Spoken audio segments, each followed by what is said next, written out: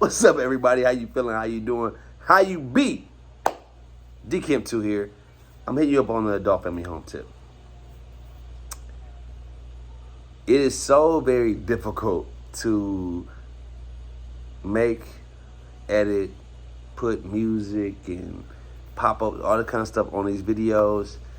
And so it's hard to find the time to do that or even want to do it.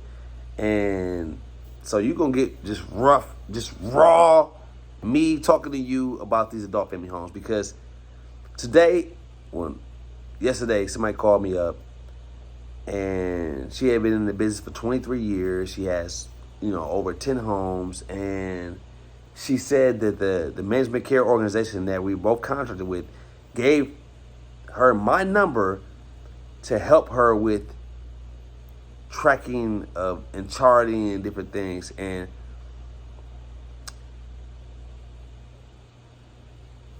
the day before that, a new client we had, mom called and said, hey, I was talking to her, and she was like, yeah, they told me you specialize in this, and you guys are the best in the city. I'm like, wow. And then a case manager came by today, and it was like, she called me up and said, I'm literally speechless. I was in your home, and I was close to tears seeing how your staff reacted to our member. And, she just raved about the team for a solid 20 minutes or more. And I'm like, I gotta do what I said I was gonna do. Make a YouTube channel and help people who want to get into the business of owning a group home, adult family home, or help those who already have a home to be more successful with their homes, whether it's their current homes or growing their homes. Because I talk to a lot of people, I hear a lot of things, I answer a lot of questions, and I'm surprised at the way a lot of people do business. Not that it's a bad thing, but I think that they could be more successful if they did things differently. That's my 2 cents. So I want to share that. I want to help others. But I'm not going to take the time to be edited and all that kind of stuff. You're just going to get it straight from here. That's it. I'm sorry. So I'm going to start the very, very beginning. Doing the application to start a home. So let's assume you saw my first video and you know that you have to have found a property by now, and hopefully even a partner. Step 2, after you have your property, you need to do an application with the state. Whatever state you're in, just Google how to start an adult family home in the state of Wisconsin. Many things will pop up. Click on the first thing or two. It's all leads you to the same site. And one thing you'll find is that you'll see a list of things you need to do. One thing in particular that I'm looking at right now, because I pulled it up myself, and I'll just explain some of the things. So this is for your licensing or certification, some of the terminology. You're going to be going to new provider if you're new, obviously. If you're an existing provider, you don't even have to pay attention to this, but you go to established provider already.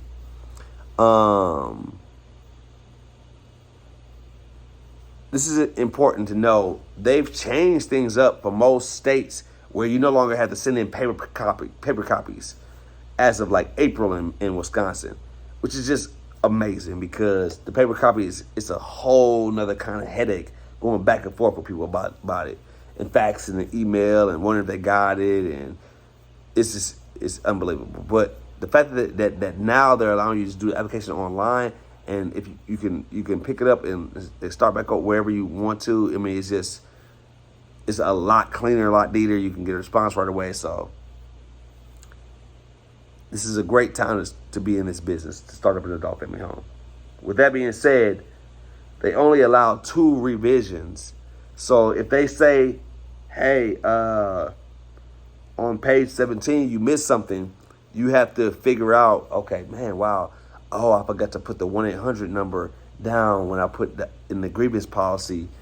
When they call the ombudsman, they have this number. They also need the toll-free number. So little things like that can make it so your whole application is voided. But they will at least tell you what page it's on. If you're following along and you're really serious about this, you can kind of tell me where you might have had some issues with revisions, and I'll try to help you out there too. But just know you get 2 revisions. And if you haven't kind of made those corrections in those 2 revisions, so it's your initial application, they give you 2 more cracks at it. So it's almost like a total of 3. But after the second, or third, unsuccessful revision, they won't process your application anymore. You have to wait like a year until you can send in a new application. So be careful about, after you send in the first application and they send you where you need to make a revision, make sure that whatever pages they send to you that need to be revised are revised. You probably have to talk to somebody or talk to me, somebody who owns an adult family home, and ask for some help with those revisions. It's usually something small with the paperwork. I will create another video that deals with different types of paperwork that we have to have, and that's going to be the most irritating of all the videos. I'm going to tell you that right now. Let's keep moving on. Okay.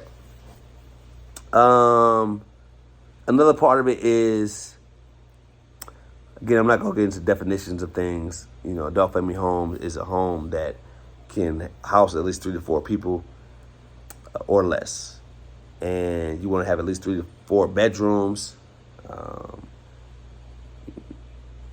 That 4th bedroom can be a shared bedroom. If you have the 3rd bedroom could be a shared bedroom if you don't have a 4-bedroom home. But you definitely want a home that has at least 3 bedrooms.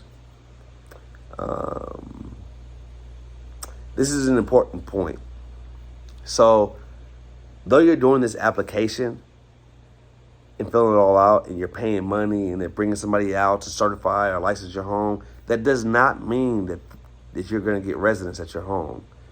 This is 2 separate entities. The state will license to your building to be an official adult family home business, but you still need to contract with a management care organization or MCO, and they'll help you get their members or residents. You can do it without them. You can get a bunch of private pay residents, but not too many people can afford to live in an adult family home. So having an MCO is very beneficial.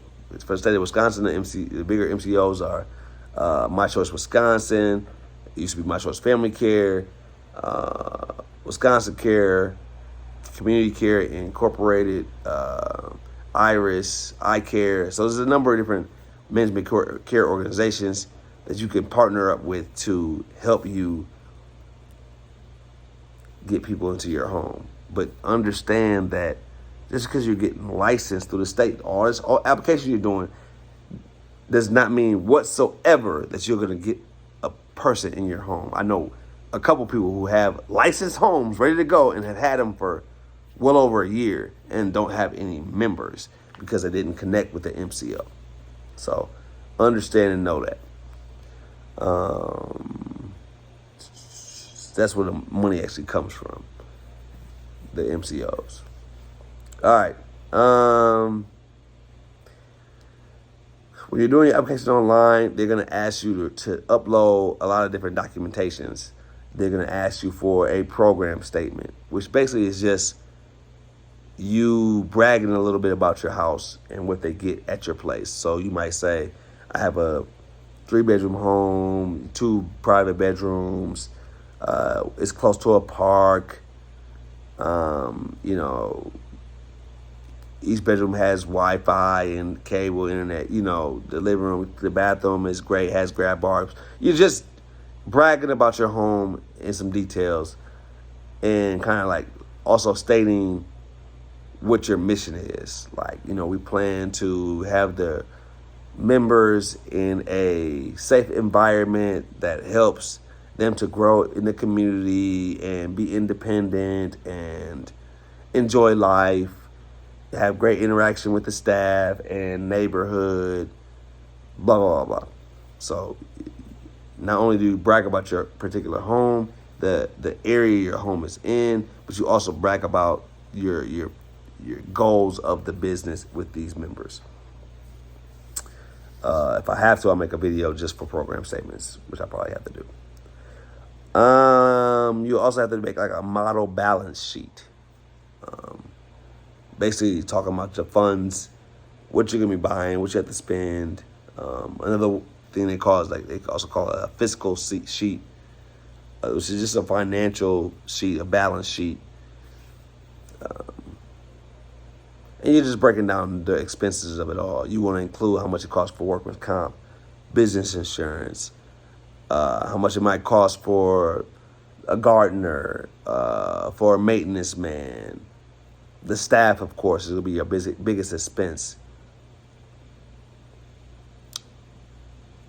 Anything you could think of that's going to cost money for your business, you want to have it in your model balance sheet that goes over all your operating expenses. So those documents and others that I'll go over are stuff you need to upload. You'll see a list. It'll tell you everything that they need to have attached. You'll see it when you go in there. It'll literally just go line by line by line by line and give them everything they want. Some states will ask for different things. Depending on what you're applying for, it'll ask for different things. So you'll just have to pay attention to going piece by piece. I'm going to try my best. It's going to be the most irritating thing everything I do to make a video about, every one of those programs that you have to upload. I'm sorry, I'm tired. It's like 11 o'clock. I'm tired. But I'm doing this for y'all. All right, here we go. You should upload all those sheets together. So like if your program statement is 3 pages long, that should be one file document uploaded. Then go on to your grievance policy or your admission statement or whatever, you know what I'm saying? But try to, this stuff doesn't need to be a bunch of different sheets. You should be able to fit everything you need to say on one sheet. That's my 2 cents. Keep things a little easier for yourself.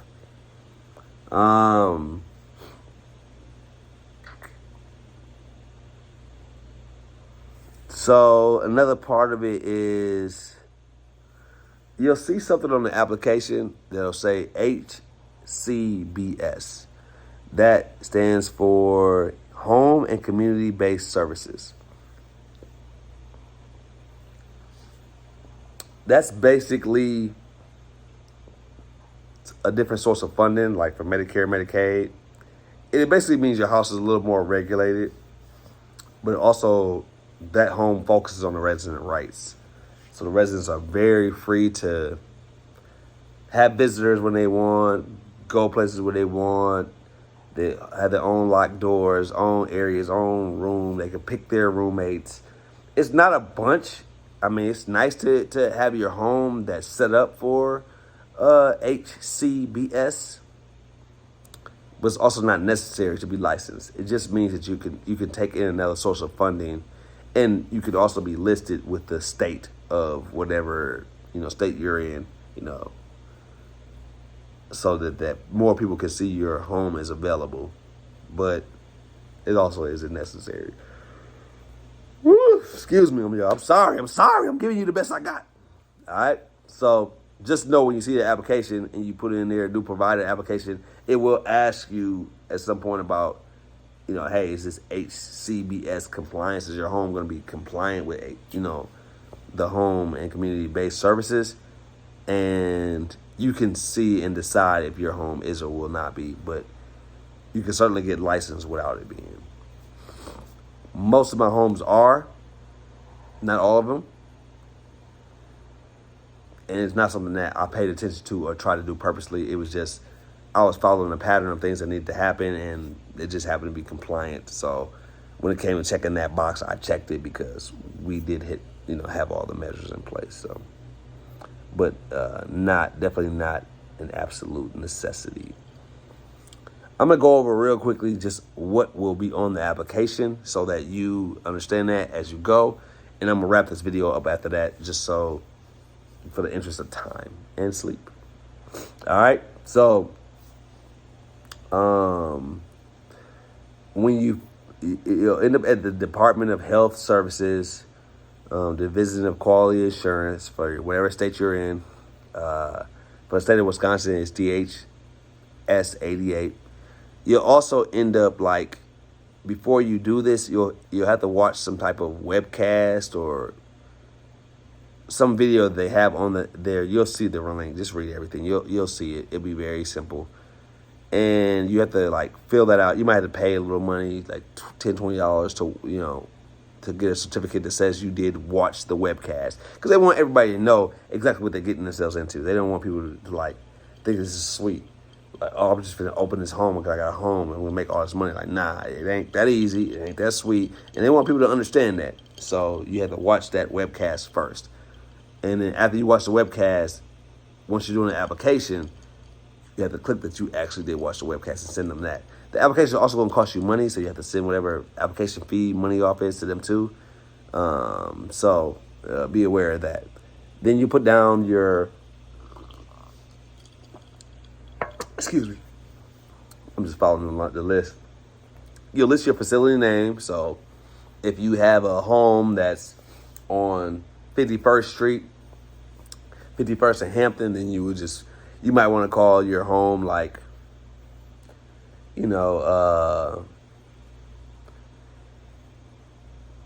Best Way of Living Hampton Home. You know what I mean? And that be the name of your facility, which may be different from the name of your company. So be aware of that. That may be the name of your company, but as you grow to 2 or 3 homes, the name of your facility might be Best Way of Living Hampton Home number 2. That's now the name of your facility instead of the business name. All right.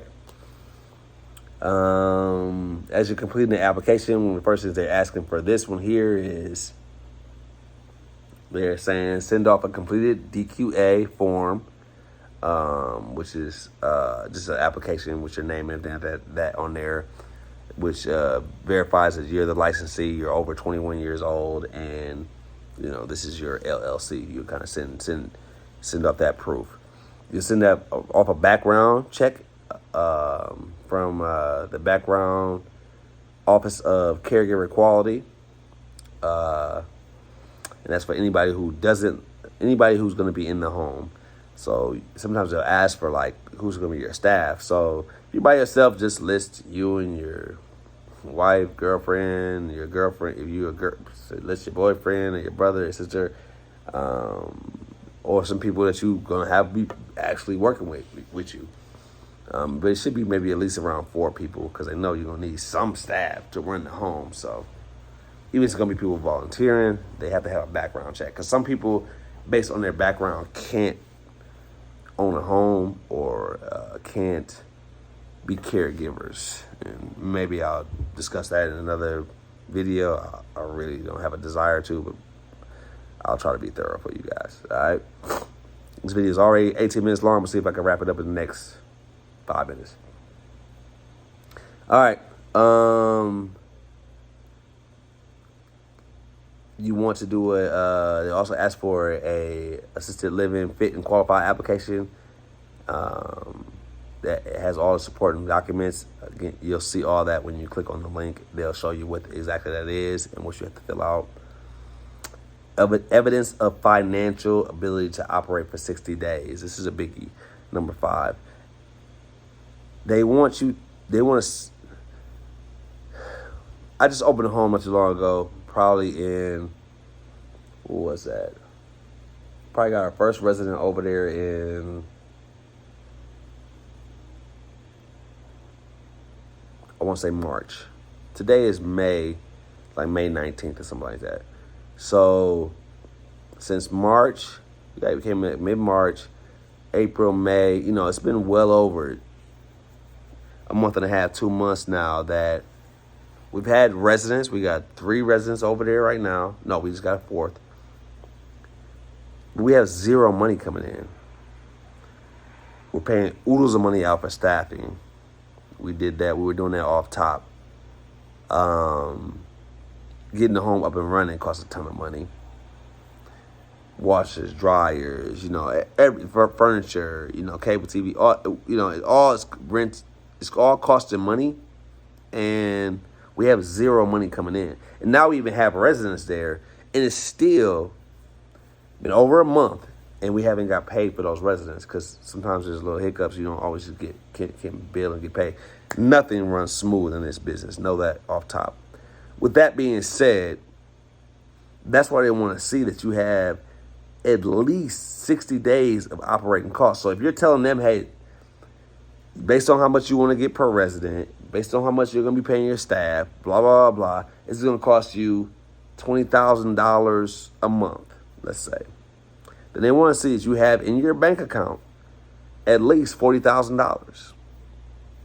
Because they want to see that you have 60 days of the financial ability to operate this business, because they know that very likely could happen.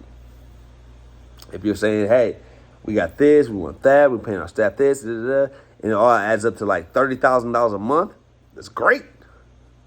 And maybe you'll get a rate that's close to $30,000, that can cover that. But that means they want to see that you have $60,000 stacked. So keep that in mind. Some people completely try to cheat that, and they only have like $20,000, so they make their operating costs like $10,000 a month, which is impossible. It's impossible, because you've been paying your staff at $10 an hour for 24 hours. That's like over $7,000 right there. And don't get into all the expenses of the rent and the bills and the food and the shopping and the activities and overtime and business insurance and workers' comp insurance and payroll taxes. Like, you got $20,000 in the bank, and you swear that your business is only going to take $10,000 a run, and it's just like, this doesn't add up. So make the math make sense. And again, you don't have to spend the money; you just have to show you have the money. So you might, for me, when I did it, I had to dip into my 401k. I had to pull that out to show I had the money. I also had to borrow some money. That's why I partnered up with somebody. They showed their money, I showed my money, and we made it happen. They had more money than me, which was great. And we put it all together, and then we had the operating cost. It's great to have a partner. The licenses fee will be somewhere in between like $150 to about $200. Pay that; it's non-refundable. So if you don't get it right, they gonna keep your money. Believe that, please. You gotta put together a floor plan with your room dimensions. So get you a ruler and go over the floor plans in every room. Especially the bedrooms are the most important. They really don't care about how big the living room and stuff like that is, but the bedroom has to be a certain length and width.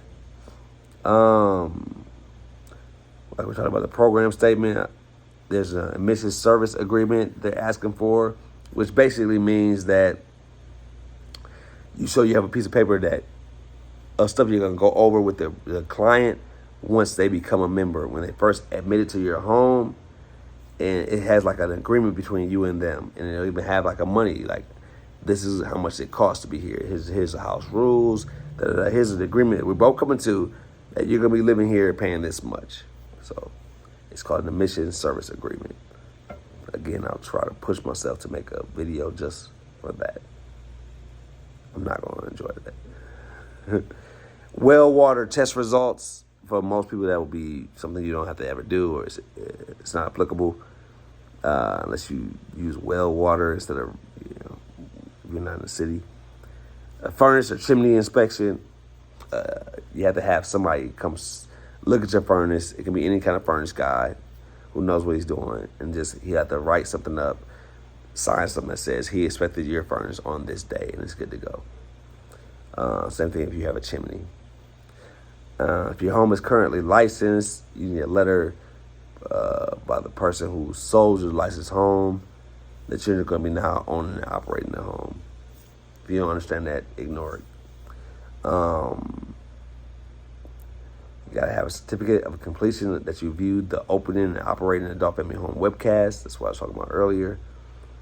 And more documentation that you need to have is about, like, your home being an LLC. You might choose to be like a corporation or LLP. I'm an LLC, so most people go that route. More will happen when they actually come and look at your house. I'll definitely do a separate video about that. Because I when they came and walked through my last home and licensed and certified it, I did video record it on the low. There was some stuff that we need to work on because they can tell you things when they get to the home, but I'll go over all that in a little video, what you need to have in the home.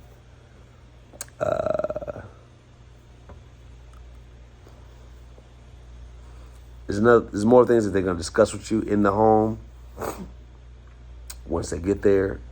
And again, I'll go over that in another video because I don't feel like it's a little wordy. So yeah, I'm gonna wrap this video up. That's the nuts and bolts of the application and the top half of everything you need to know when you send the application off. You'll also see they'll give you a list of things that you need to have done by the time they come and look at the home, which is a separate video. I'll have that conversation later. I promise that I'm going to talk to people about running the home and what it's like to run a home, see the home, So every day, every video I make, I'm going to make sure I tell a story that goes along with it. What's one of the more recent things that's happened in the homes? Most of the time it's going to be foolishness with staff, there will be issues with residents. What happened most recently? Well, last night, one of our residents eloped. Elope means that they left the house without permission. And for some people, it's not eloping because they're their own person. They're just, they have the right to leave and come as they please, whatever case it be. Other members, like this particular member, they're protectively placed by the state. They can't just leave and go do their own thing. So we have something in the home called mag locks, which is all court approved. State has to approve it, everything like that. They're magnetic locks, mag locks, and it makes it so it has a code. They can't get out the house. Now, there's always a staff on duty, at least one person, but it's usually multiple people, and they all have the code to the home and can get out and open the doors anytime, especially if in case of a fire or any kind of emergency. But for people who have like dementia or just other issues, they can't know those codes because they can get out and kind of wander the streets. So, we had a resident that did elope because they were outside smoking and kind of left off and ran away. They were just, it was a bad situation. But this happened like by 11 o'clock at night. They went over to somebody else's home and it was just causing major issues. This went on to about 2-3 o'clock in the morning. They were calling the management team. The staff was there. Other people were pulled up. They were threatening to fight the person. They didn't know they were mentally ill. It was just a big mess. Ultimately, we had to call the cops. Cops came. They tried to help out. They arrested our member. When one of your members gets arrested, they usually drop them from they can't be in jail and be a part of the management care organization, be contracted. So, again, that means you can't bill for the day. It's just it's an absolute mess.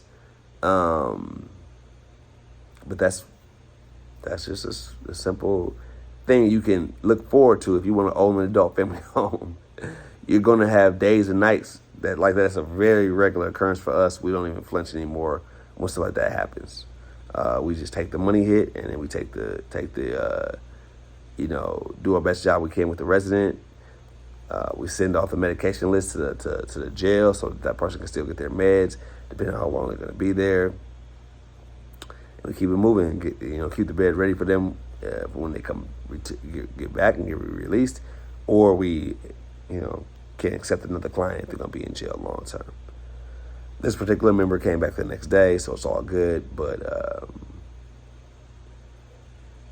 they're a heavy elopement risk. Thanks for listening. 30 minutes straight. Love.